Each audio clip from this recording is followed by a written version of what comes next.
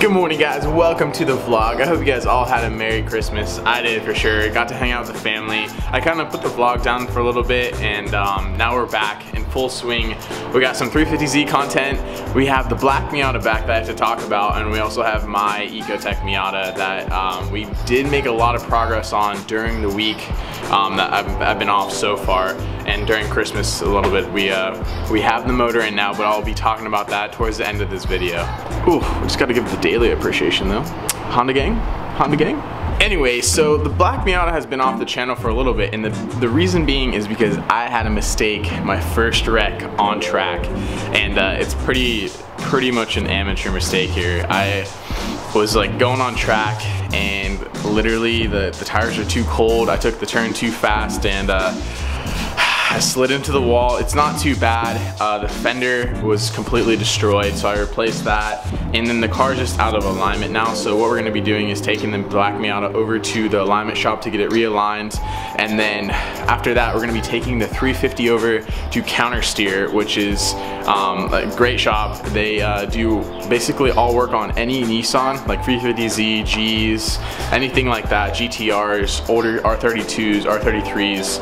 And they do really good work. So we're gonna be taking my 350 over there, and I'll be describing why I am going to take my 350 over there a little later in the video. So to show you guys what I did, like I was saying, the tires are pretty cold. These tires aren't the greatest either. They're like 195s, and you get some better tires on there. These are the RS4s, but you know, we've done like a ton of track days and stuff with them, so probably get some new tires. Anyway, you can see like this fender is definitely been pretty, like whoever, like I just got this for 30 bucks, so I painted it black. Obviously I'm not really good at painting at all, it's just spray paint. This is a track car. We'll probably make it nice because this is my mom's car. Of course I did wreck my mom's car, which is pretty bad. Anyway, so I replaced this fender and it's all good now. It looks half decent. It's a 20-foot car now. Otherwise, I mean, this car is really nice on the inside, but whoever had this car before, like this fender, like the clear coat's peeling. Someone literally keyed this side and that side when we bought the car, like from the previous owner. Like it was definitely pretty beat up when we got it. Anyway, this is a track car. You know, things are gonna happen on track. It happens, like fenders are really cheap, but you fix it, rebuild it, and then race it. But you can see, like I have to kind of like, the bumper's cracked right here. So I'm gonna probably do drift stitches or something like that, and then I'm gonna repaint this black just so it's, you know, half decent looking. But since this is my mom's car, what we're gonna be doing is probably, you know, we'll track it for maybe another year, maybe 2 years or something like that. But when we retire this car, we're gonna probably repaint it for her and then get like all like nicer fenders on it, maybe even do a body kit. But she really likes this car, so we'll probably make it a brand new paint job on it, take it to a shop and, you know, get all the body work fixed on it. But anyways, we're gonna be taking this car to the alignment shop right now and then come back and get the 350. So the one thing that did suck is the car did hit the back, so right here, so it is dented. Definitely a body shop can fix this. It's not too bad. It's just a small dent right here, and you can see like this is the key marks right here that the wall didn't do, but like this is the key marks that we bought the car with, which is why I was saying the body works pretty bad. But you can see a dent right here, and then there's a dent right here that needs to be pulled out. But other than that, it's not hitting the wheel or anything. And you can see like it's not too bad. But we're just gonna leave it like that just because it is a track car. We're not worried about like show or anything. So anyways, feels so good to be back in the Miata just because my Miata's been down. The purple one's down because we're replacing the turbo on it. And then this one's finally back up. But give her a cold start here. Starts right up. 236,000 miles. This 1.8 is still cooking. I love the ISR exhaust. So perfect for a Miata. Like a lot of people think it's too loud, but I think it's perfect. And like I like louder cars, so ISR is perfect for me. Best part about the exhaust is my mom loves it, so that's just like the cherry on top. I love this car so much just because it doesn't have a radio, which is a bummer. That's like the worst thing about it, but it still has heat, still has power steering, and still has like cold AC, which is pretty rare in a Miata. And like obviously I ripped all of that out. I even ripped my heater core out. in my Miata, which is, or the blower and the heater core actually, which is kind of dumb, but I'm gonna put the blower back in because I need in my Miata. But this thing, dude, I love the steering wheel. I need to get like this same steering wheel for my car because I have the deep dish wheel, which like sits right here, but the flat one is so much better because like for me anyway, because I have a little bit longer arms. But this wheel, I need to get one for myself. But this thing is pretty bone stock inside, has the leather seats and everything, the tan interior. But I love this car altogether. It's so easy and comfortable to drive.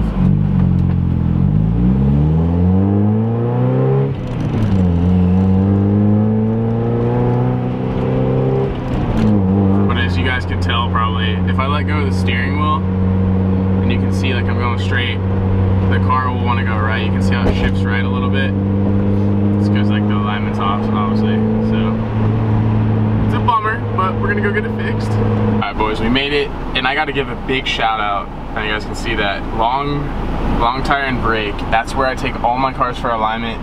If you want an inexpensive but really good custom alignment, definitely hit up Long Tire and Brake. They do any custom alignment, so like it's only 60 bucks as well, and they do an amazing job. I take all my cars here, all the Miatas, the 350, the Mustang that I had.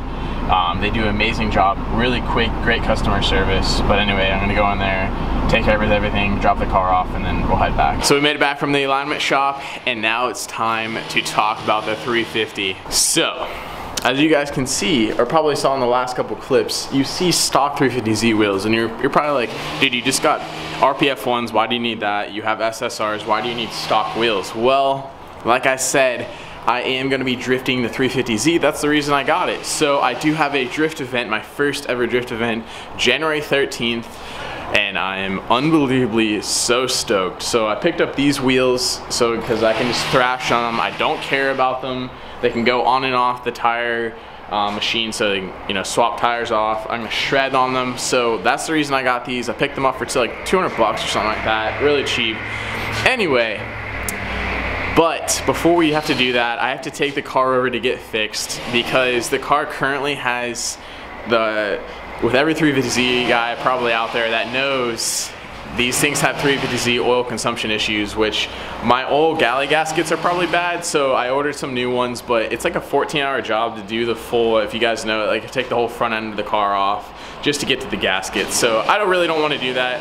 I'm kind of in a time constraint because I do have like the event January 13th, so I'm gonna take it over to CounterSteer. They're gonna take care of that, and also while it's there, I'm getting all new brake pads, rotors, and stainless steel lines for the track. I'm gonna be going with Stop Tech high performance pads and then the slotted rotors, so I'm pretty pumped about that. The car is gonna be pretty stout after all that's done because it needs brake pads in general, but I'm gonna upgrade the brake pads because I'm tracking the car and all that. So we're taking the car over there right now, and I'll kind of show you like what the best oil pressure is for a 350Z and where it should be and where mine is right now. You can see behind me right there, but that's all the racket. Literally, they woke us up at like 7 a.m. chainsawing trees down. Like, come on now.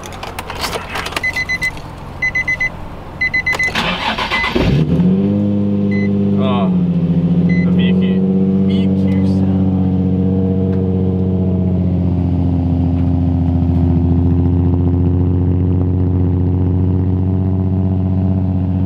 Okay guys, so hopefully you guys can see this, but for the best oil pressure for 350Zs are when you cold start, let's see if we can get a little closer to this.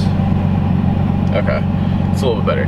When you have a cold start, you want to be as close to 120 as possible when you're a cold start, and then once it warms up all the way completely, you want to always be at 30 psi, which is the second line right there. You have to like stay around 30 psi, and that's like really good oil pressure. Now, mine stays at like 30 psi, around 27, 30 psi when I'm driving the car like pretty normal, you know, shifting below 3K or shifting around 3K. But if I get into the car and drive it pretty hard, it drops all the way down to 15, which is between the 0 and then the 30 psi line. So that's not good. And then also when you do like full throttle pulls, you want it to be like pretty close to, I've heard like pretty close to 120. I may be wrong on that, but you always want the car idling around 30 psi. and then when it's like full cold start, you want it as close to 120, maybe 120 as possible. That's OEM stock, or when you first buy the car right off the lot. So my car currently is at 15 PSI when I drive it pretty hard or something like that, or if I'm driving it more than over 3K, like shifting wise, it'll go down all the way to 15 PSI. Now, to fix that, like I said, this is pretty close. All right. Anyways, to fix that, it's gonna be your oil galley gaskets, just because from the factory, they're so, I think they're plastic, honestly, so they just break down and completely just disintegrate, I guess you could say, from the front. And there's two of them, the two oil galley gaskets, and you have to replace those, which is like a really long job to replace them, and they're like really cheap parts. I think they're like 50 bucks or something like that, and you replace them with the metal oil galley gaskets. But anyway, like if they disintegrate and break down, there's oil that gets in the front cover right there, so that's where you lose the oil pressure from. So I'm getting that replaced, and sometimes it can also be your oil pump, but other than that, it's usually the oil galley gaskets in these cars that go. So that's what I'm getting replaced before the track day, just because if you drive on it, you can drive the cars completely fine, but over time it'll hurt the motor. So I'm just getting it replaced right now before like I start beating the crap out of the car. Like, I'm gonna keep the car nice. When I say beat the crap out of it, like I'm gonna drive it really hard on the track. This is what like the car's built for. So anyway, heading over to CounterSteer right now, and once I get there, I'll show you like at 15 PSI kind of where it sits with my car, because it's fully not warmed up yet, but when we get there, I'll show you the oil pressure. We dropped the car off, and I have to say I'm super stoked for what we're gonna be doing with the car. But CounterSteer, definitely go check them out. If you guys are local to the Atlanta area, they're like the only shop that I'll take my cars to now. Like, they're awesome, great customer service. Dylan's awesome, he's the owner of it. But I don't know if you guys can see, there's the Z over there. She's gonna be getting brakes, maybe, I think, lower control arm, upper control arms from, you know, maybe ISR, SPL, and then she's gonna get the oil consumption issue, and maybe we're gonna get some seat brackets in there so we can put the Corbo seats that I have.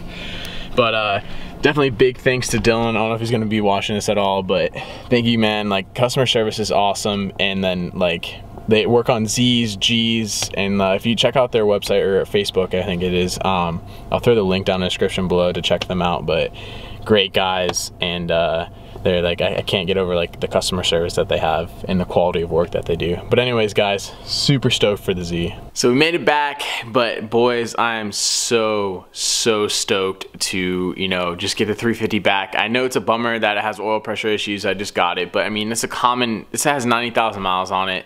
It's a common issue with 350s with the oil galley gaskets. Anyway, gonna get that all fixed and everything. Got like the brakes I said I'm getting and all that, rotors, brake pads, lines, and all that. And then I'm trying to get some seat brackets, because I do have Corbo Forza Sport seats in there. I want to put those in maybe before the drift event. If not, that's fine.